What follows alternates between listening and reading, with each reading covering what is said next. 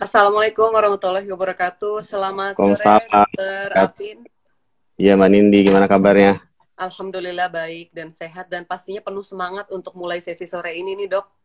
Oh iya, Masya Allah. Nah ini Dokter Apin, ini sebelumnya saya izin memulai izin opening terlebih dahulu menyapa para moms yang sudah iya silakan, silakan, bergabung. silakan kepada Mbak Assalamualaikum Nindi. Mom, selamat sore semuanya. Waalaikumsalam. Semoga keadaannya semuanya sehat. Anak-anak juga no GTM GTM Club gitu ya, Dok. Iya, Karena pas banget nih di sesi sore hari ini, tepatnya di Instagram mm, Live Gaya Parenting yang ketiga, kita bersama iya, Dr. Arifianto SPA yang sudah ada di sini akan membahas mengenai MPASI tepat bayi sehat. Betul ya, Dok? ya, sesuai Dan dengan saya temanya. Iya, dan saya yakin sekali Hmm, banyak sekali follower saya Dr. Apin di sini yang sudah menyiapkan banyak pertanyaan dong. Iya, iya, dan sebelumnya saya juga ingin sedikit memberikan highlight mengenai profil hmm, dari Dokter Arifianto di sini, yang akrab disapa Dokter Apin, betul ya, Dok? iya Dokter betul. Apin di sini merupakan dokter spesialis anak, peminatan neurologi atau saraf anak, penulis buku Orang Tua Cermat, Anak Sehat, dan juga seri buku Sehat Bersama Dokter Apin. Ada 3 buku. Wah, Masya Allah sekali. Insya Allah ilmunya berkah ya, Dok.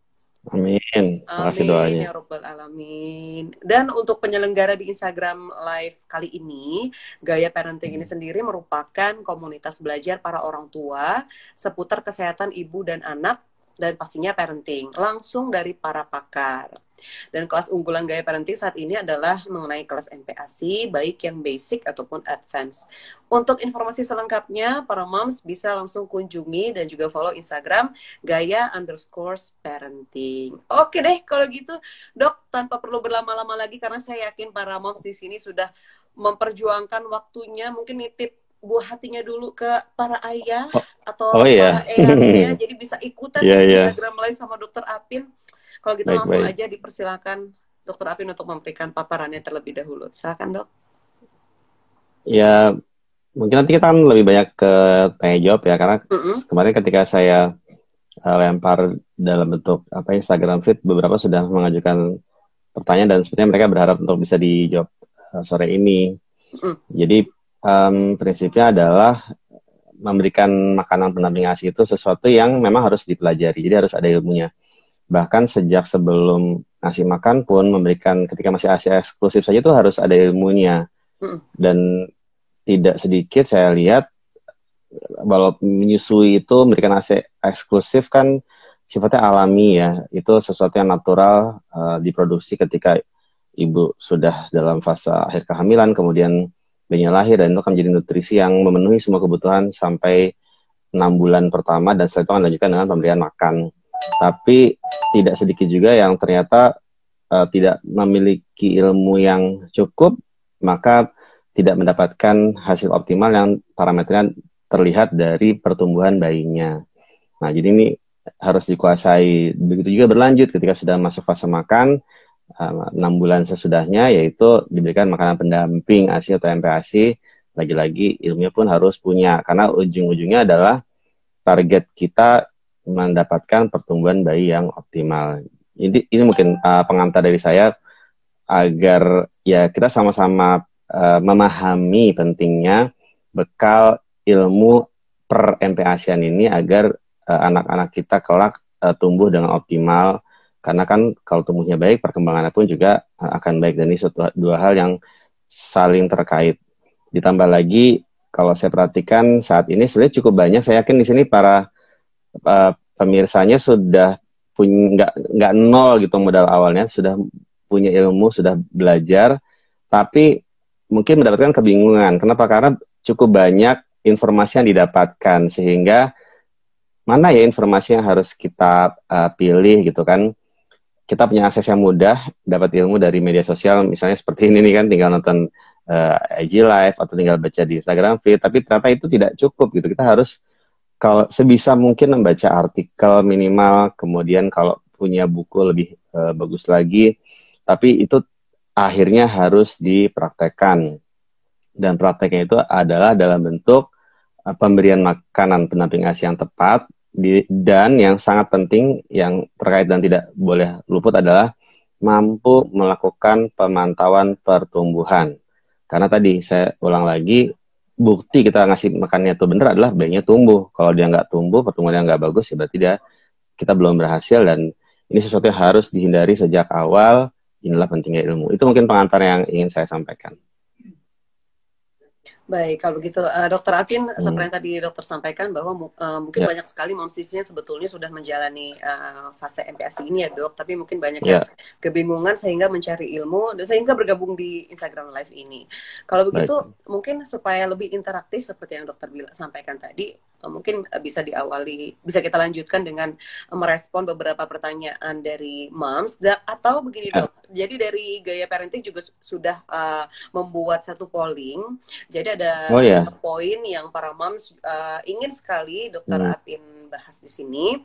Yang pertama adalah MPASI pertama. Nah, mungkin MPASI pertama di sini maksudnya adalah tadi dokter bilang dimulai dari 6 bulan. Apakah sudah pasti dimulainya itu harus minimal 6 bulan atau kalau tidak salah ada yang boleh di bawah 6 bulan, itu syaratnya apa aja dok?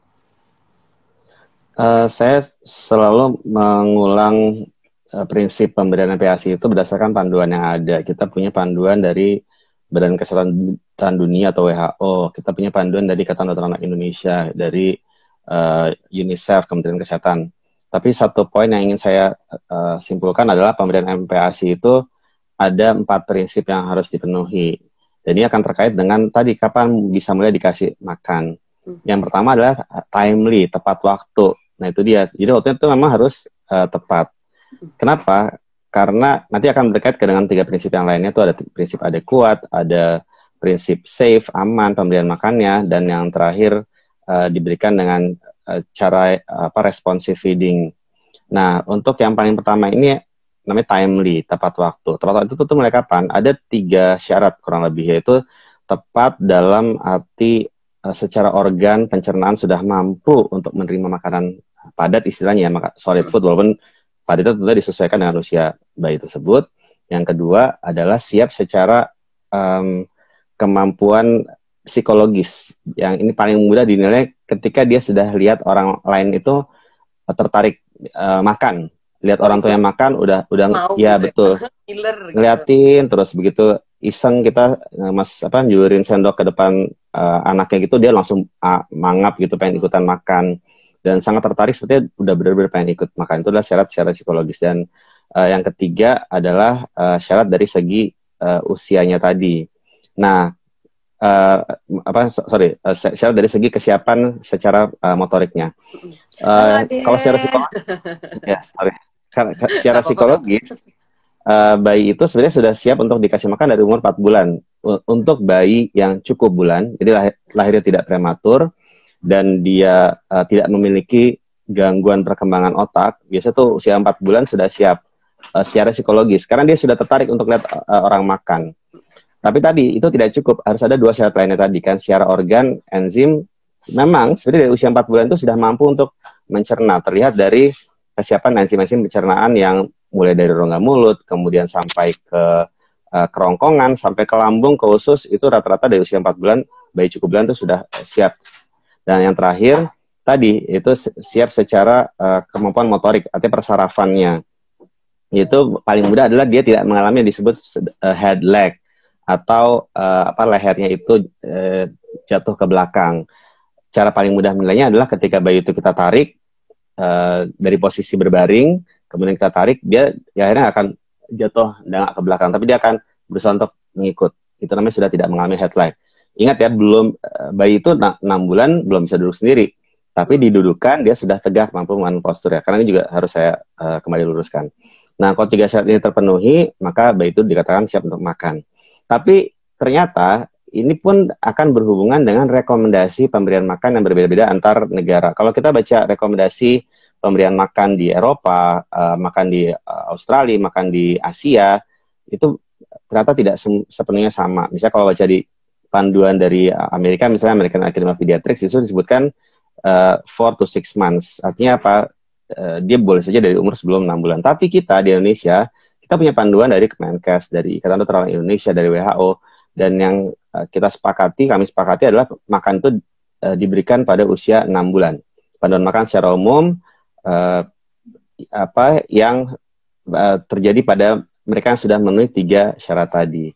Tapi ada kalanya memang panduan ini berubah. Tapi ini terjadi pada kasus minim ya, minoritas kasus, ada sebagian kecil kasus. Sebagian besar tetap ikut aturan panduan 6 bulan tadi. Ini sudah dengan pertimbangan para ahli, karena risiko memberikan MPASI terlalu cepat sebelum 6 bulan itu pastinya ada dari para ahli sudah membuat panduan. Maka untuk kita sebagai orang Indonesia, bagian dari Asia, itu yang direkomendasikan ada pada usia 6 bulan. Pada kondisi yang minoritas, yang sebagian kecil, ada yang diberikan lebih cepat sudah 6 bulan. Dan itu harus atas pertimbangan dari tenaga kesehatan. Misalnya, seorang anak dengan gangguan pertumbuhan, namanya dia mengalami gagal tumbuh, datang kepada kami, dokter anak, dan kami sudah kan, pertumbuhan itu dinilai sejak lahir ya. Katakanlah misalnya pada usia 1 bulan, 2 bulan, 3 bulan, dan seterusnya. Nah, ketika sudah masuk ke usia 4 bulan, ternyata sudah mengalami katanya weight faltering misalnya. Weight faltering itu terjadi perlambatan laju kenaikan berat badan. Dan tentu kami akan evaluasi apakah ASI-nya cukup atau tidak. Oh, ternyata ASI-nya katakanlah cukup. Perlu nggak ya ditambahkan dengan makanan lain, misalnya seperti susu formula. Oh, ternyata nggak perlu. Gimana kalau kita mulai dengan pemberian makanan lebih cepat? Nah, tapi tadi itu harus dengan pertimbangan yang sangat matang, secara objektif, dengan melihat pemantauan pertumbuhan bayi tersebut di grafik pertumbuhannya, dengan melihat kecukupan ASI-nya, dan ketika disimpulkan ini boleh dikasih makan lebih cepat, maka akan dikasih makan. Tapi ingat, saya ulang lagi, ini terjadi hanya pada sebagian kecil, tidak mayoritas. Kita tetap menggunakan rekomendasi makan pada usia 6 bulan, itu umumnya. Itu semoga jadi nggak boleh berdasarkan perasaan atau kira-kira, wah kayaknya nih harus dikasih MPASI lebih awal. Tetap harus dikonsultasikan dulu, dievaluasi. Iya, betul. Karena nanti apabila terjadi sesuatu di luar harapan, di luar dugaan, reaksi alergi yang muncul di luar dugaan, atau ternyata bayinya itu ternyata belum siap untuk diberikan makan, mengalami tersedak misalnya, itu kan hal yang harus benar-benar diantisipasi. Kalau nggak konsultasi dulu, nggak ada pertimbangan dari tenaga kesehatan, khawatirnya malah lebih besar risiko kerugiannya dibandingkan dengan manfaatnya. Oke, baik. Jadi memang harus konsultasi ke dokter ya, dok. Nggak bisa kira-kira. Ya. Nah, tadi dokter juga menyampaikan mengenai bahwa selain pemberian MPASI, kita juga harus melakukan pemantauan, gitu ya, dok. Tadi ada dokter juga sempat menyebut weight faltering, dan juga beberapa sebabnya. Berarti salah satu hal yang ditakutkan para moms di sini adalah GTM, dok. Wah, GTM itu momok yang menakutkan. Baik. Nah, ini kenapa sih, dok, kok anak bisa mengalami yang namanya GTM? Apakah karena memang masakannya nggak enak, emang kita kurang kreatif, atau gimana nih, dok? Ya itu dua hal itu termasuk salah satu jawabannya gitu. Jadi saya tinggal meneruskan nomor 3 dan seterusnya. Ya, GTM ini menarik sekali. Istilah GTM itu sebenarnya istilah yang cukup lama gitu dibuat. Saya ingat mungkin 10 tahun yang lalu itu juga sudah ada istilah GTM, gerakan tutup mulut ya. Atau bahasa terjemahan dari picky eater, makanya susah. Definisi picky eater sendiri, kalau saya belajar ke guru-guru saya yang ahli nutrisi anak itu, tidak hanya satu definisi, tapi ada beberapa definisi yang tidak sepakat lah istilahnya. Tapi kalau saya coba ambil kesimpulan adalah picky eater ini lebih disematkan kepada anak-anak yang tidak mau makan makanan tertentu atau mengalami masalah makan, dalam arti sebelumnya dianggap nggak ada masalah, kemudian jadi ada masalah, tapi anaknya ini sebenarnya masuk kategori anak yang sehat, bukan anak yang sakit. Itu. Dan picky eater ini sebagian ahli menyematkannya lebih ke arah faktor yang sifatnya wajar atau fisiologis atau normal, bukan sesuatu yang patologis. Nanti kalau yang patologis itu ada lagi istilah-istilah yang lainnya, tapi saya akan balik lagi, picky eater ini wajar terjadi pada anak dengan perkembangan normal dan bahkan dianggap sebagai salah satu fase yang sangat mungkin muncul dan sangat sering muncul pada anak-anak ketika mulai makan. Kita membayangkan seorang bayi selama 6 bulan pertama dia tidak mendapatkan apapun selain ASI. Tiba-tiba pada usianya 6 bulan, jreng, dia langsung diberikan sesuatu yang harus dia kunyah, ada warnanya, ada rasanya, disajikan pakai sendok misalnya dari piring, dan dia melihat semua itu. Dan bahkan anak bayi nggak mau atau menolak makan itu bisa terjadi bahkan sejak hari pertama dia diberikan MPASI. Itu dikatakan sebagai food neophobia. Jadi takut dengan hal yang baru. Dan itu dianggap suatu hal yang wajar. Karena kita manusia punya refleks atau insting pertahanan diri terhadap sesuatu yang asing. Supaya kita tidak mudah kemasukan benda asing tadi. Jadi makan itu dianggap sebagai suatu benda yang asing. Maka sebagian bayi pertama kali itu menolak. Karena dianggapnya hal yang mengkhawatirkan atau asing tadi. Tapi sebagian besar tentunya kalau sudah memenuhi 3 syarat yang tadi saya bilang, dia akan mau makan. Ya, mulus. Begitu masuk sebulan pertama ternyata terjadilah masalah. Misalnya anaknya mulai tidak mau makan makanan yang disajikan sehari-hari. Nah, ini kemungkinan banyak tadi benar sudah disebutkan sebagian gitu kan. Entah satu dia bosan dengan menunya, dua dia sudah mulai bosan dengan teksturnya, atau dia sudah bosan dengan rasanya, atau dia bosan dengan, mohon maaf, orang yang nyuapinnya, atau dia bosan dengan suasana makannya, dia bosan dengan piring sendoknya. Orang yang nyuapin juga bisa bosan juga ya, Dok? Iya, kan kadang-kadang kita bisa dengar cerita kalau yang ngasih makan misalnya caregiver yang ngurus tiap hari itu bisa jadi begitu. Nanti yang ngasih makan misalnya bagi mereka ibu bekerja misalnya weekend ternyata lebih susah. Kenapa? Anaknya ternyata lebih kalau lihat ibunya kan maunya misalnya menyusul langsung, lebih susah kalau makan karena ya tadi kan ada ibunya. Itu beberapa contoh. Tapi yang ingin saya sampaikan adalah ketika menghadapi bayi atau anak yang picky eater, maka sebenarnya yang paling tahu penyebab kenapa anak itu picky eater adalah orang yang ngasih makan setiap hari. Bukan dokter, bukan kami. Kami itu kadang-kadang seringkali hanya sebagai pendengar dan tahu jawabannya setelah ya mendengarkan cerita itu gitu. Yang penting adalah hal pertama yang dipikirkan ketika menghadapi anak picky eater adalah ini kenapa ya? Yang harus menganalisis itu adalah orang yang ngasih makan, orang yang buat masakannya, orang yang menentukan jadwal dan menu makannya, entah itu orang tuanya, entah itu caregiver lainnya kalau misalnya orang tuanya bekerja dua-duanya. Jadi mereka yang paling tahu jawabannya. Kalau memang itu nggak ketahuan kenapa, nah boleh deh kunjungi kami dokter untuk meminta saran. Dan inilah pentingnya menggali ilmu dan banyak membaca. Kita mungkin boleh baca, misalnya kita baca feeding rules ya, itu ada panduannya, dari IDEA pun sudah ada feeding rules ya. Tapi kadang-kadang kita hanya baca istilahnya tuh satu referensi saja. Ketika kita menghadapi hal di luar dugaan, kok anak saya makannya susah ya, saya baca di panduan tuh nggak ada sebabnya. Nah, bacalah dari sumber-sumber yang lainnya. Dan yang sangat penting adalah insting dan nalar seorang ibu itu yang sangat berperan. Ketika kita istilah mentok gitu kan, nggak dapat jawaban, maka insting atau nalar itulah yang akan memberikan jawaban kenapa anak saya mulai mengalami PTM. Dan satu hal lagi yang cukup harus dipahami adalah kalau kita lihat di grafik atau kurva pertumbuhan di growth chart itu kan bentuknya kan awal-awal itu dia curam. Sebulan pertama naiknya banyak ya, sampai misalnya sampai sekilo, kemudian sebulan kedua naiknya cuma 800 gram, dan setelah 6 bulan tuh dia sudah mulai melandai. Sebulan tuh naiknya paling sekitar 200 atau 300 gram saja, dan itu ternyata hal yang wajar menurut grafik atau growth chart kurva pertumbuhan. Ini lagi-lagi menunjukkan anak itu akan mengalami juga perlambatan laju metabolisme untuk kecukupan jumlah makan. Jadi kesana kok makannya sedikit ya, tapi ternyata anaknya masih tetap tumbuh. Nah itu dia.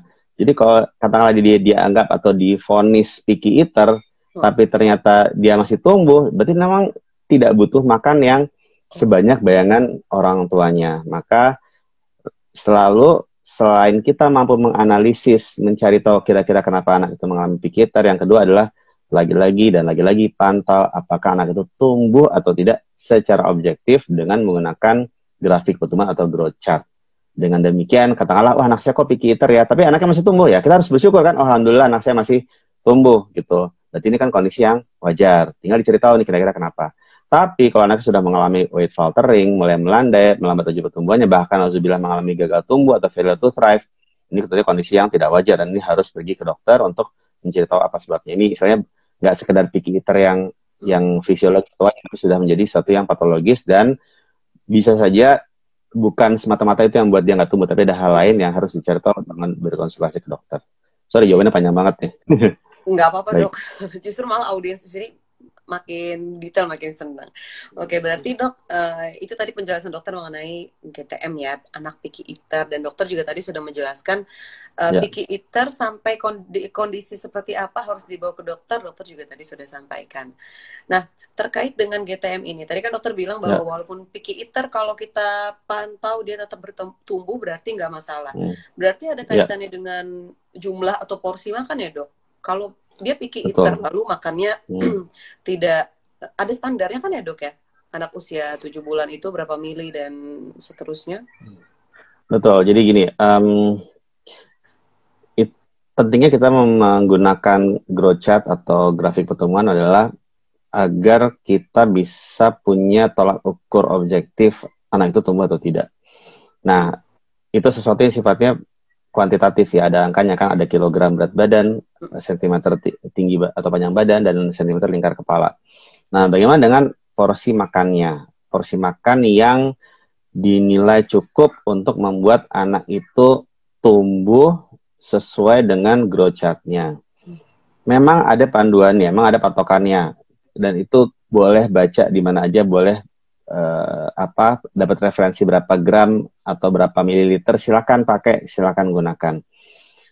Itulah peran kita sebagai orang tua. Jadi bahasa lainnya itu adalah yang ngasih makan itu punya hak, punya wewenang untuk menentukan apa yang mau dimakan anaknya, what to eat, kemudian when to eat, kapan makannya, jam makannya, mau makan pagi jam berapa, makan siang jam berapa, dan seterusnya, dan how to eat, mau ngasih makanan dengan cara seperti apa gitu, mau duduk di mana, pakai piring apa, sendokinnya bagaimana. Tapi nanti ujung-ujungnya adalah how much, berapa banyak yang anak itu makan, akhirnya akan kembali ke anak itu sendiri. Misalnya nih, kita baca panduan sekian gram atau sekian mililiter. Mulai belajar nih pertama kali ngasih makan anak baru 1 misalnya. Tapi ternyata nggak habis. Padahal kita baca di panduan, lah kan saya baca harusnya habis sekian mililiter. Atau kalau dibuat takarannya gram-gram itu harus sekian. Tapi kok anaknya nggak habis? Ini yang salah, apa saya salah nih? Apa anak saya salah gitu? Langsung lah muncul. Saya khawatir anak saya nanti stunting lah, gagal tumbuh, dan segala macam, muncul kekhawatiran seperti itu. Padahal baru menghadapi satu kondisi ketika anak tidak menghabiskan makan. Lagi-lagi lupa nih, siapa yang punya lambung, siapa yang punya mulut, yang punya kan anaknya. Dan tetap otak kita tuh jalan terus nih, kenapa anak saya nggak makan, kenapa anak saya makannya sedikit, kenapa anak saya makan nggak habis. Nah, tadi ternyata kita boleh menimbang, menentukan, menakar, tapi yang menentukan habis enggaknya adalah si anak itu sendiri.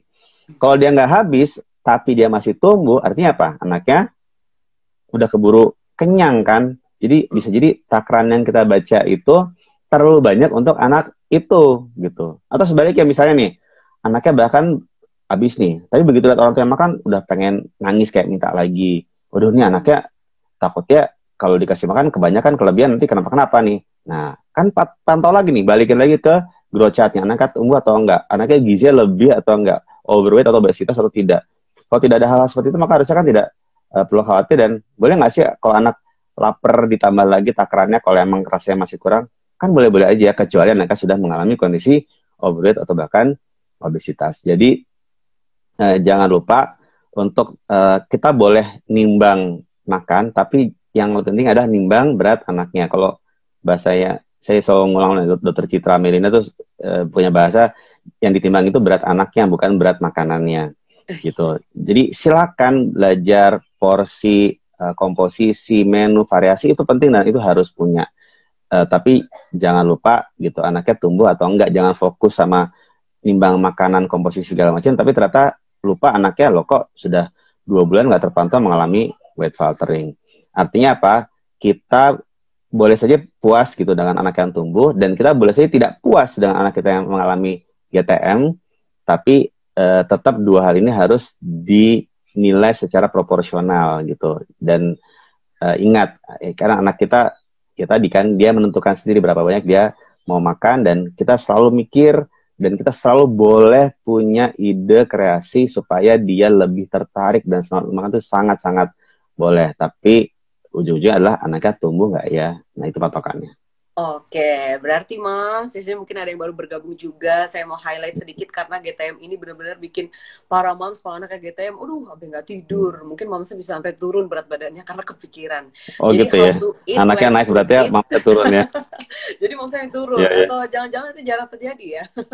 Jadi how to eat, what to eat, when to eat itu balik lagi Mamsnya yang menentukan, kapasitas lambung juga anak yang menentukan. Jadi intinya anak itu beda-beda tergantung feeling ibunya kayak gitu ya dok ya, harus diperhatikan lagi. Oke. Betul. Nah kalau kita bicara GTM, picky eater, ini kan ada kaitannya juga mungkin dengan feeding rules seperti yang dokter tadi sampaikan. Berarti seharusnya feeding rules yang ideal itu seperti apa sih dok? Ya, feeding rules yang ideal adalah mengikuti panduan yang ada. Dan itu harus baca, harus belajar. Misalnya feeding rules idealnya suasana makan adalah suasana yang ya fokus untuk makan supaya anak itu nggak ada distraksi, nggak teralih dengan yang lain. Jadi bukan anak itu makan karena dia lebih suka sama distraksinya, tapi dia memang makan karena dia memang harus makan dan ada waktu makannya. Kemudian kita boleh pakai feeding rules yang 30 menit makan harus habis, kalau nggak habis ya sudah. Tapi lagi-lagi feeding rules ini dibuat dengan poin-poin yang diharapkan cukup ringkas, tapi kalau dapat kondisi yang nggak ideal, gitu kan, feeding rules yang dibuat adalah makan pada jam yang ditentukan, duduk di high chair-nya, nggak sambil jalan-jalan, ada batasan waktu 30 menitnya, terus habis makan misalnya minum ASI gitu kan, tapi ternyata semua itu buyar, semua itu benar-benar di luar kendali. Nah, jangan khawatir, sebagai orang tua, ibu dan caregiver yang lainnya kan punya insting dan punya nalar. Langsung mikir, aduh anak saya kok nggak bisa ngikutin feeding rules-nya ini, kira-kira kenapa ya? Nah, mikir dulu kenapa ya. Satu, yang kedua adalah lalu apa yang harus dilakukan. Karena jangan lompat ke apa yang harus dilakukan. Kalau kita nggak tahu sebabnya, kita nggak akan tahu jalan keluar atau penanganan terbaiknya. Oh ternyata anak saya itu tipe ya anak makannya harus lebih dari 30 menit. Kenapa? Karena dia anaknya istilah pemanasnya tuh lama, tapi dia anaknya benar-benar mau konsisten makan, bahkan misalnya dan dia habis misalnya dalam waktu 39 menit gitu. Masa nggak boleh tuh makannya sampai dijamin gitu kan, saking masih mau makan ya dok. Iya, sampai kayak feeding rules, sampai pasang stopwatch gitu kan. Ya, mulai langsung countdown mundur. Waduh, 10 menit lagi belum habis ya. 5 menit lagi habis ya. Sampai ada, aduh, 1 menit lagi nak, kamu habis nak. Kan gitu juga kali ya, gitu kan. Ingat, jangan abaikan insting dan nalar ibu. Dan lagi-lagi balik, anaknya tumbuh atau tidak. Kalau katakanlah ini nggak ideal nih, nggak sesuai dengan feeding rules. Tapi ingat, harus mulai dengan kondisi yang ideal dulu. Kalau nggak berhasil, ya sudah, sambil diceritakan kenapa, dan kita nggak akan berlama-lama pada kondisi yang tidak ideal. Dan sambil menjalani kondisi tidak ideal, sementara itu, pantau pertumbuhannya. Oh, anaknya ternyata masih tumbuh. Udah nggak apa, langsung cari strategi lain, supaya dia balik lagi ke pola yang ideal. Kira-kira seperti itu. Oke, gimana Mam? Sudah terjawab ya. Jadi mungkin bisa diminimalisir kegalauannya tentang GTM dan feeding rules ini. Berarti dok, kalau tadi dokter bilang bahwa feeding rules ini harus tanpa distraksi supaya sang anak ini fokus untuk makan. Kan ada aja nih dok, anak yang nggak ada distraksi tapi dia kekeh, pokoknya nggak mau makan, mulutnya rapet, tangan ibunya disingkirkan gitu. Nah, ada tips nggak dok? Nah, tips itu sangat beragam tergantung kenapanya tadi. Ya kan, satu anak langsung nepis makanan bisa jadi karena mungkin dia sebenarnya masih kenyang. Nah, kenapa? Bisa saja jadi ibunya mungkin menerapkan namanya jam makan. Jadi kan kalau kita baca pada itu ada ini contoh jam makan. Makan pagi jam sekian, siang sekian, dan langsung nih dibuat ikutin jam sampai dibuat alarm kan jam kasih makan anak. Ternyata pada saat jam tersebut anaknya masih tidur. Itu anak mau dibangunin, gitu kan. Toto dia, udah deh dibangunin, disusuin. Habis itu langsung disuruh makan. Langsung dia nepis. Yaelah, nepis. Orang anaknya masih ngantuk, gitu kan. Jamnya nggak pas buat dia marah. Nah, itu kan strateginya beda dong menghadapi anak yang seperti itu. Yang kedua, misalnya anaknya ternyata dia sudah dia lihat, misalnya anak kedua, dia bolak-balik lihat kakaknya itu, misalnya jaraknya 5 tahun. bolak-balik makan roti, sandwich misalnya. Tapi giliran si bayi ini dikasih makannya apa? Makan bubur nasi, enak sih, ada nasinya, ada daging cincangnya, ada wortelnya, terus ditumisnya juga bumbunya tuh enak. Tapi karena dia lihat kakaknya kok makannya beda ya, dia makannya makan roti, saya dikasih makan nasi, langsung dia nggak mau lepis karena dia pengen ngomong makan kayak kakaknya. Tapi kan namanya bayi umur 6 bulan belum bisa ngomong kan. Nah, itu lain lagi strateginya. Maka saya nggak akan bisa ngasih jawaban tips yang saklek. Kenapa? Karena harus tahu kenapanya. Dan jangan pernah remehkan insting dan nalar seorang ibu untuk mencari tahu kenapanya. Silakan, kan ada waktu, kan nggak buru-buru. Aduh, anak saya kok hari ini nih makanya ditolak. Besok ditolak lagi nih emergency udah pergi ke dokter gitu. Nanti pergi ke dokter dokternya juga mungkin bingung juga nih gitu kan, baru 2 hari ngalamin ini kenapa. Jadi istilahnya tuh tarik napas dulu, tenangkan pikiran, cari tahu ini kira-kira kenapa ya, nanti baru ketahuan. Karena bisa jadi satu kasus itu mungkin ada 10 kemungkinan dan 10 penanganan. Dan ya nanti kita boleh baca artikel untuk cari tahu apa sih kemungkinan terbanyak anak menolak makan pada usia 6 bulan, usia 7 bulan. Itu banyak sekali tulisannya. Tinggal dibaca, jangan ngandalkan Instagram saja gitu, tapi juga banyak baca-baca di artikel yang lainnya. Apalagi zaman sekarang udah gampang ya dok cari ilmu. Ada dokter Api juga sering membuat Instagram story, highlight buku dan segala macam. Moms bisa cari referensi juga dari situ. Oke. Nah ini kita langsung lanjut ke BB sulit naik. Waduh, ini bikin pusing kepala banget nih dok. BB sulit naik. Ada yang anaknya nggak masalah nih sama nafsu makannya banyak, tapi tetap BB sulit naik. Apakah itu karena ASINya atau ada faktor-faktor yang membuat BB sulit naik itu apa aja sih dok? Nah, terima kasih, ini pertanyaan bagus sekali. Apa relevan dengan keluhan yang sering disampaikan? BB sulit naik. Kenapa? Karena kadang-kadang nih satu terminologi, BB sulit naik. Ketika saya tanya ke ibu A sama ibu B dan ibu C, itu ternyata beda semua maksudnya apa. Maka saya akan selalu bertanya, oke, BB sulit naik, tolong tunjukkan growth chart-nya, grafiknya seperti apa.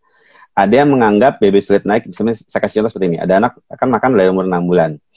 Dok, anak saya itu waktu 6 bulan pertama, dia bisa naik sampai, sebulan pertama aja naiknya sampai 1 kilo, sebulan kedua 800 gram. Dari 2 sampai 4 bulan, dia naiknya masih 600 gram. Sekarang kok udah mulai makan nih dari umur 7 ke 8 bulan, naiknya kok cuma 300 gram ya, itu dianggap BB sulit naik. Padahal, kalau lihat di grafik pertumbuhan, itu adalah kenaikan berat badan yang wajar gitu loh. Bukan kategori weight faltering. Tapi tadi kan persepsinya beda nih. Dianggap naik sedikit, itulah BB sulit naik. Padahal itu adalah kenaikan yang wajar. Atau ya, hal yang lain misalnya, dok, anak saya ini BB-nya sulit naik. Dia bener-bener nggak naik selama 2 bulan ini. Langsung ditunjukkan nih. Kemarin berarti 7,5, sekarang pun masih 7,5, padahal harusnya naiknya dan ini sudah membuat dia memotong persentil atau memotong Z-score di growth chart. Nah, ini yang benar nih. BB sulit naik seperti ini adalah yang dimaksudkan sebagai weight faltering, yaitu sudah terjadi perlambatan laju secara objektif di grafik pertumbuhan. Bukan sekedar persepsi yang ternyata tidak tepat, dianggapnya kalau naiknya sedikit, itu BB-nya seret, padahal emang segitu naiknya. Nah, ini saya sering menemukan kalau lagi kulap itu banyak yang kasus seperti ini, padahal ternyata anaknya masih tumbuh. Makanya jangan langsung mengeluh anaknya sulit naik, balik lagi ke grafiknya. Anak saya naiknya dikit, tapi ternyata stabil, konsisten. Kemarin dia ada di Z-score -1,0. Sekarang pun masih di -1,0. Berarti anaknya masih tumbuh. Ternyata sekarang udah geser. Kemarin masih -1,0, sekarang sudah -1, -2.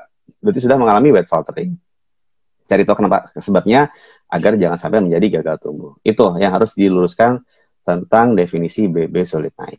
Jadi sebetulnya balik lagi ya dok, harus benar-benar dipantau. Baru dari situ kita bisa cari tahu kenapa dan apakah harus ke dokter atau tidak. Seperti itu ya dok. Betul sekali. Oke, baik. Nah ini poin satu lagi dok, sebelum kita masuk ke pertanyaan yang sudah dipilihkan oleh tim Gaia Parenting di sini, mengenai sembelit. Nah ini juga satu hal yang bikin kepikiran banget. Kenapa kok anak bisa sembelit ya? Ya, sembelit itu kan buang air besar yang keras, tinjanya itu keras, sehingga membuat anak itu harus mengedan kuat, dan durasi BAB satu ke BAB berikutnya itu menjadi lebih lama dibandingkan biasanya. Artinya apa? Ada dua hal yang harus terpenuhi dalam definisi sembelit. Yang pertama, anak itu akan lebih mengedan bahkan sampai menangis kesakitan karena butuh usaha untuk bisa melewati jalan keluar di duburnya, dan itu menyakitkan karena kerasnya, dan itu bahkan bisa sampai melukai dan menimbulkan pendarahan. Yang kedua ada definisi dari segi hari. Jadi biasanya dia BAB sehari atau 2 hari sekali, tapi sekarang menjadi sampai 3 hari lebih sekali atau bahkan lebih lama dari itu. Jadi 2 hari harus terpenuhi untuk definisi sembelit. Pada anak yang mulai MPASI, itu sembelit atau konstipasi terjadi sebagian besar akibat sesuatu yang sifatnya adaptasi terhadap makan. Ingat ya kan, kita 6 bulan pertama hanya ASI, kemudian mulai dikasih makan, sistem saluran cerna sedang berusaha untuk mengenali dan mulai beradaptasi. Nah, karena dia butuh waktu, maka sangat mungkin sebagian bayi akan mengalami sembelit selama beberapa hari atau bahkan beberapa minggu, dan nanti akan kembali hilang dengan sendirinya. Dalam arti ketika adaptasinya sudah berakhir, maka BAB-nya akan lancar lagi. Dan inilah jadi kondisi sembelit yang wajar. Wajar, oke. Oke. Tapi ada juga sembelit yang tidak wajar. Memang konstipasi yang bahkan harus diobati. Ingat, makanan apapun dalam MPASI itu bisa membuat sembelit. Karbohidratnya bisa, proteinnya bisa, seratnya bisa. Jadi, karena saya harus meluruskan, banyak yang beranggapan sembelit pada bayi MPASI itu karena terlalu banyak serat, sehingga khawatir sekali memberikan sayur buah. Takutnya, padahal sebaliknya, terlalu sedikit serat pun juga bisa buat bayi menjadi sembelit. Tapi tadi kan balik lagi ke prinsipnya, bahwa makanan apapun bisa buat bayi sembelit karena dia masih sedang beradaptasi. Tapi kalau sudah menjadi hal yang tidak wajar, sudah sampai menderita, menangis, selalu menangis kesakitan, menjerit, bahkan sampai luka, dan makin hari makin lama, awalnya cuma 2 hari sekali, jadi 3 hari, dan seterusnya, sampai bahkan seminggu sekali baru BAB, maka ini butuh diberikan bantuan berupa pencahar. Artinya apa? Proses beradaptasinya memang lebih lama dan harus dibuat nyaman. Karena di bawah sadar bayi itu, kalau dia ternyata BAB-nya keras, dia akan trauma, dia akan takut. Sehingga dia akan berusaha untuk menahan, dan makin lama makin keras BAB, dan makin lama hari BAB-nya. Dan kita harus bantu melunakkan tinja dengan pelunak tinja atau pencahar. Harapannya adalah kalau dia lebih lunak, traumanya itu akan menghilang atau berkurang, dan kelak bayinya tidak akan ketakutan lagi. Ketika sudah lancar dengan pencahar, baru perlahan-lahan dihentikan. Ini kondisi yang mungkin terjadi, lebih sedikit, lebih jarang, tapi sangat mungkin, dan inilah kondisi yang mengharuskan dibawa ke dokter. Tapi kalau dalam waktu kurang dari sebulan sudah teratasi sendiri, seiring dengan bertambahnya usia, maka itu konstipasi yang wajar. Tinggal diatur-atur, biasanya sih yang paling sering saya sarankan tuh di awal tuh diatur-atur porsi seratnya, karena tadi kan takutnya terlalu sedikit serat malah jadi sembelit gitu, atau terlalu juga jadi sembelit. Nanti diatur-atur dengan bayi-bayi yang ASI dan makan rata-rata lebih jarang sih mengalami sembelit, karena kan ASI juga salah satu pencahar yang baik. Tapi biasanya sering waktu akan membaik dengan sendirinya. Baik, oke. Ya, nah dok, ini kan yang membuat sembelit juga saya pernah dengar, tapi kalau salah mohon diluruskan. Dengan pemberian suplemen zat besi ini bisa membuat sembelit juga ya dok? Ya betul. Ini sebenarnya kan suplemen zat besi itu kan diberikan pada usia 4 bulan ya, sejak sebelum bayi itu mulai makan. Artinya apa? Kalaupun bayi itu sudah mulai BAB-nya, frekuensi dan polanya berubah, itu ya sejak diberikan pada usia 4 bulan tadi, ketika sebelum mulai makan. Jadi sudah bisa diantisipasi dan sudah beradaptasi pada saat nanti dia sudah masuk usia 6 bulan. Tapi kalau memang ternyata baru diberikan belakangan, dan ternyata dia entah di 6, 7, 8 bulan baru dikasih zat besi, dan kemudian mengalami sembelit, ya gampang, tinggal di stop aja zat besinya gitu. Dengan di stop nanti akan kembali normal lagi, tidak sembelit. Demikian. Baik, kalau begitu. Nah, ini 5 poin yang paling banyak vote-nya dari Mams untuk dibahas oleh Dr. Apis sudah selesai. Sekarang kita akan masuk ke pertanyaan nih dok. Jadi ada kurang lebih 4-5 pertanyaan yang sudah dipilihkan oleh tim Gaya Parenting lewat kolom komen di Instagram. Pertanyaan yang pertama dari Mams Titiko Maria. Dok, apakah benar kalau MPASI di awal sebaiknya diberikan menu tunggal atau pure terlebih dahulu? Seperti itu dok, silakan. Ya, terima kasih, nih pertanyaannya bagus sekali tentang menu tunggal atau pure atau bagaimana. Sekitar 10 tahun yang lalu, ketika belum ada Instagram deh gitu, itu dan waktu itu memang panduan makan kan masih lebih sedikit lah ya. Itu ada yang namanya pemberian menu tunggal dulu untuk melihat apakah bayi itu bisa beradaptasi, tidak mengalami alergi, kemudian baru pindah ke menu lainnya. Ada yang pakai istilah namanya 3-day rule, 3 hari baru ganti menu yang lainnya. Ada yang 1-day rule, hari ini makan satu, besok, tapi tiap hari harus ganti-ganti terus. Nah sekarang yang kami gunakan adalah dari UKK Nutrisi Metabolik Ikatan Dokter Anak Indonesia itu sudah mengeluarkan namanya panduan makan berbasis bukti. Dan dalam panduan makan berbasis bukti ini yang disusun oleh para ahli nutrisi anak di Indonesia dari IDAI itu memutuskan untuk kita kondisi anak di Indonesia dengan tingginya angka anak dengan gizi kurang atau mengalami stunting dan gagal tumbuh, maka yang harus disediakan adalah menu lengkap sejak mulai makan pertama kalinya di hari pertama makan. Jadi tidak menggunakan menu tunggal. Begitu mau dikasih makan itu harus lengkap komposisinya, ada karbohidratnya, ada proteinnya, ada lemaknya sebagai makronutrien kan 3 hal tadi, ditambah vitamin dan mineral sebagai mikronutrien itu harus terkandung dalam pemberian MPASI sejak hari pertama. Jadi sudah tidak ada menu tunggal. Kita boleh saja membaca panduan di negara lain. Kalau kita baca panduan artikel dari Amerika, lagi-lagi saya kasih contoh, itu kita masih akan mendapatkan beberapa catatan mengenai menu tunggal. Bentar. Ya, koneksinya oke. Tadi sebenarnya koneksinya sempat agak tidak baik. Ya, saya ulang lagi ya. Iya. Suara saya terdengar jelas? Oke ya. Ya, kalau kita baca panduan dari Amerika misalnya, itu menggunakannya menunya ada yang masih menggunakan menu tunggal untuk hari-hari pertama. Tapi ingat, itu panduan di negara lain, bukan panduan yang kita gunakan. Maka kita tidak lagi menggunakan aturan menu tunggal tadi. Dan kalau terkait masalah pure itu sebenarnya lebih ke arah untuk tekstur pemberian makannya ya. Pure itu memang lebih mudah dibuatnya itu dengan dari sayur dan buah-buahan. Sedangkan kita kan di hari pertama makan tidak hanya memberikan sayur atau buah-buahan saja, tapi juga memberikan justru utamanya dari karbo, protein, lemaknya tadi. Jadi kita boleh pakai panduan MPASI berbasis bukti dari Ikatan Dokter Anak Indonesia atau menggunakan panduan 4 bintang dari UNICEF, itu juga bisa kita gunakan. Demikian. Baik, Dok. Ya, jadi pertanyaan pertama sudah dijawab oleh Dr. Apin, dan pertanyaan kedua, Dok, dari tokosyari.id. Ini sebenarnya tadi dokter sudah jawab mengenai anak MPASI usia 4 bulan menuju 5 bulan. Harus konsultasi ya ke dokter ya, Dok. Iya, betul. Ini ada, betul. Saya akan langsung melanjutkan ke pertanyaan selanjutnya. Ketika pertama kali MPASI usia sekitar 6 bulan, teksturnya seperti yang disarankan, tapi dilepeh. Sehingga saya memberikan tekstur yang lebih encer. Karena belum bisa mengunyah atau memproses makanan. Ini harus bagaimana? Baik, iya. Ini pertanyaan bagus ya. Kita kan tahu kesiapan makan tadi ada 3 hal. Dan sangat mungkin dan bisa saja kita sudah menyiapkan tekstur yang ideal. Idealnya itu adalah tadi kan tidak terlalu encer. Kenapa? Karena 6 bulan itu sudah bisa mengunyah. Walaupun belum ada giginya tapi sudah bisa mengunyah dengan rahangnya. Tapi ternyata dia nggak mau. Dan dia akan lebih mudah dengan makan encer. Nggak ada masalah. Itu kita lakukan terlebih dahulu. Tapi kita harus selalu ingat, anak dengan perkembangan normal, kan makan itu kan suatu proses yang membutuhkan kemampuan otot-otot di rahang, di pipi, ya kan. Kemudian rahang itu akan mengunyah dan kemudian lidah terlibat, air liur akan diproduksi dan sampai menelan dan sampai masuk ke lambung dan seterusnya. Nah itu melibatkan kemampuan koordinasi otak yang baik. Artinya apa? Anak itu kalau perkembangan otaknya normal, dia akan mampu naik tekstur sesuai dengan usianya. Jadi kita boleh, ternyata nasinya nggak bisa terlalu kental, cair silahkan, tapi nggak akan lama-lama gitu.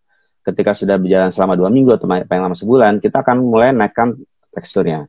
Karena kalau dia normal dalam artian kapan dia mulai bisa tengkurap, duduk, berguling, itu sesuai dengan usianya, interaksi sosial, sim sosialnya, ngocehnya, cooing, babblingnya itu normal semua, harusnya dia bisa mengunyah. Tapi kalau ternyata kok udah 7 bulan teksturnya nggak bisa naik, 8 bulan nggak bisa naik, nanti kan kondisinya tidak wajar. Jangan-jangan ada masalah dengan oromotor atau kemampuan bahkan otaknya ya yang tidak bagus dalam mengkoordinasikan gerakan di rongga mulut tadi. maka itu harus dikonsultasikan ke dokter. Walaupun katakanlah anaknya tumbuh dengan baik, karena dia nutrisinya tercukupi, dan dibuktikan dengan growth chart, tapi kalau ada gangguan mengunyah, maka itu tidak wajar dan itu harus dipastikan ke dokter kalau tidak hilang segera dalam waktu paling lambat 1 bulan sejak mulai dikasih makan pertama kali tadi. Oke, jadi benar-benar bukan satu hal yang bisa disepelekan ya dok, terkait dengan naik tekstur ini. Betul, betul. Nah, ini pertanyaan selanjutnya dok dari Moms Laili _36. Bagaimana cara mengatasi bayi usia 8 bulan yang makannya susah sekali ditelan, lama di mulut, jadi diemut. Baik. Habisnya bisa sampai 2 jam. Tapi kalau biskuit atau ngemil bisa cepat habis. Jadi suka ngemil, nggak suka makan berat. Nah, ini kenapa dan tipsnya gimana nih dok? Ini sebenarnya yang ngasih pertanyaan sudah ngasih saya jawabannya. Itulah. Jadi kita tuh kadang-kadang tahu jawabannya gitu. Anak saya. Jadi ini kalau bahasanya adalah anak ini mengunyah makanan yang dia suka dan memutuskan untuk tidak mengunyah makanan yang dia tidak suka. Makanya dia diemut sampai lama gitu loh. Wajar nggak sih? Ya kitanya orang dewasa kan kadang-kadang kalau lagi nggak pengen makan nasi, sering kita nggak bakal makan nasi kan. Pengennya makan yang lain. Itu kita sebagai orang dewasa, apalagi anak-anak, apalagi anak bayi. Boleh nggak sih dia mengalami kebosanan, atau boleh nggak sih dia punya makanan favorit dan makanan yang tidak disukai? Sangat-sangat boleh dan sangat-sangat manusiawi. Maka itu harus dicari tahu gitu. Oh, anak saya ternyata kalau giliran makan nasi itu bener-bener diemut. Tapi tadi makan biskuit dikunyah, makan kerupuk bisa. Artinya apa? Satu, kita dapat jawaban anak ini tidak mengalami gangguan pada oromotor. Kalau dia mengalami gangguan pada oromotor, dia tidak akan mampu mengunyah tekstur yang keras untuk semua makanan. Tapi makanan tertentu dia bisa makan tekstur keras, makanan dia enggak, dia milih-milih mana yang dia mau makan. Jadi kita lebih bersyukur nih. Yang kedua, lagi-lagi balik nih ke growth chart-nya. Lihat nih di kurva, kan kita sekarang udah bisa pakai aplikasi kan, pakai aplikasi Primaku misalnya. Dilihat, oh ternyata anaknya masih tumbuh dengan model makan seperti ini. Artinya apa? Kalau dia masih tumbuh dengan model makan ngemut sebagian dan ngunyah yang lain, ini buktinya ini anak ujung-ujungnya kalau lapar pasti makan. Dan kalau kenyang dia akan berhenti makan. Cuma dia akan mengenyangkan dengan makanan yang dia suka. Dan dia ya sudah yang tidak suka diemut lama. Tapi ingat, kita jangan puas, udahlah kan kata dokter Ramin, biar aja anaknya penting tumbuh. Nggak seperti itu juga. Kita boleh tidak puas dengan mengemutnya dia itu. Maka carilah jalan keluar. Misalnya gini, yang diemut adalah karbohidrat. Padahal karbohidrat itu adalah sumber makanan yang dominan pada isi piring seorang bayi. Maka kan karbohidrat nggak cuma sekedar nasi saja.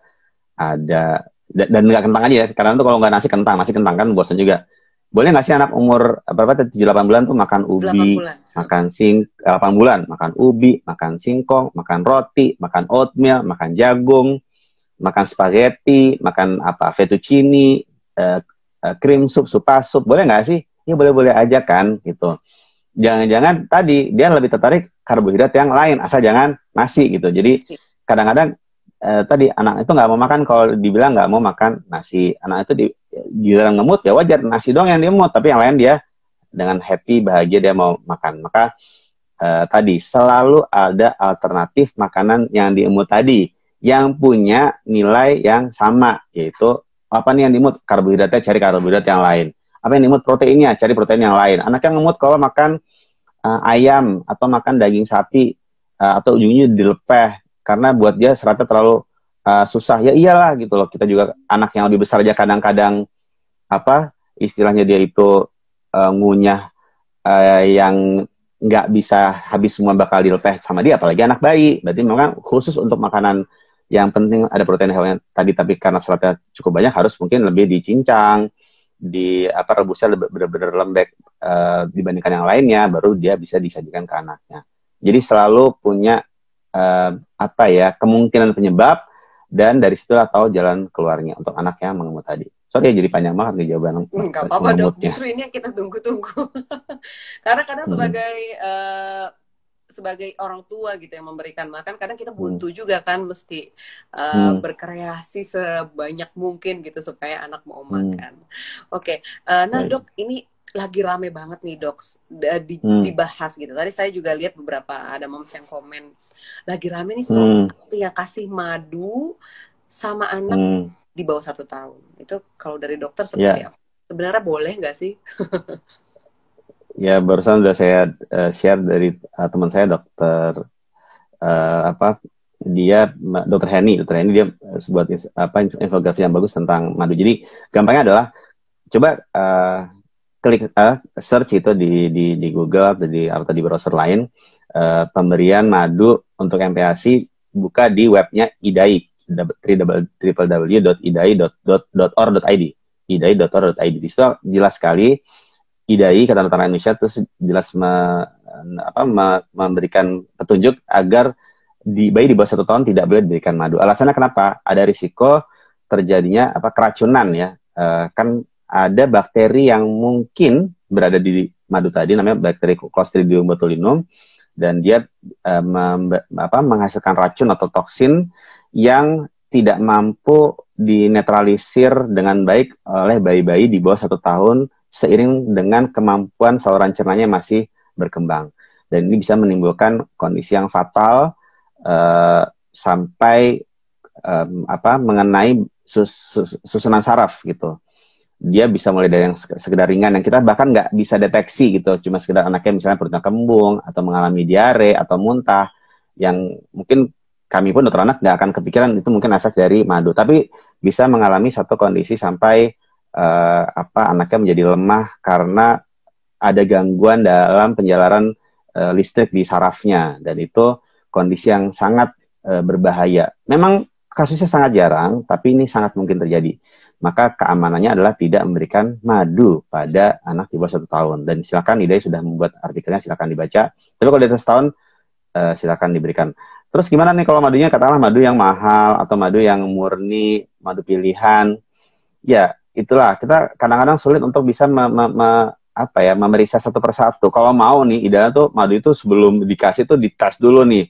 Ada nggak Clostridium botulinumnya? Itu kan ribet, istilah repot, harus bawa ke laboratorium pangan, dan itu biasanya cuma untuk penelitian. Ya daripada sesusah itu, ya sudahlah, kan banyak pilihan makanan lain untuk bayi di bawah 1 tahun. Dan tentu ketika saatnya sudah tiba, dia boleh makan atau mengkonsumsi madu tadi. Demikian. Oke, jadi kita nggak usah Gitu. pusing-pusing, ya udah kita nggak usah makan, nggak usah Ya, kasih madu aja deh, yang lain aja ya dok. betul. Ya. Oke, kalau gitu dok, ini karena keterbatasan waktu, sayangnya kita harus mengakhiri sesi Instagram live Gaya_parenting bersama Dokter Apin sore hari ini. Ya. Semoga ilmunya berkah dan bermanfaat untuk semua moms yang bergabung di sini, dan semoga Amin. kita berharap juga ada sesi selanjutnya mungkin dengan topik yang sama atau dengan topik yang berbeda. Dan tadi juga sudah banyak yang komen, ini Instagram live-nya di-save nggak? Tolong di-save dong, ini anak ada yang gini.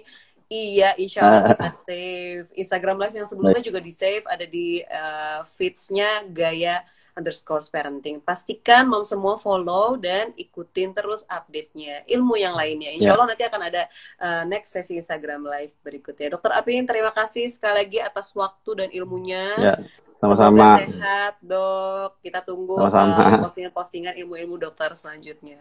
Sama-sama. Sampai berjumpa di lain kesempatan. Assalamualaikum warahmatullahi wabarakatuh. Ya, Waalaikumsalam warahmatullahi wabarakatuh. Iya, selamat sore.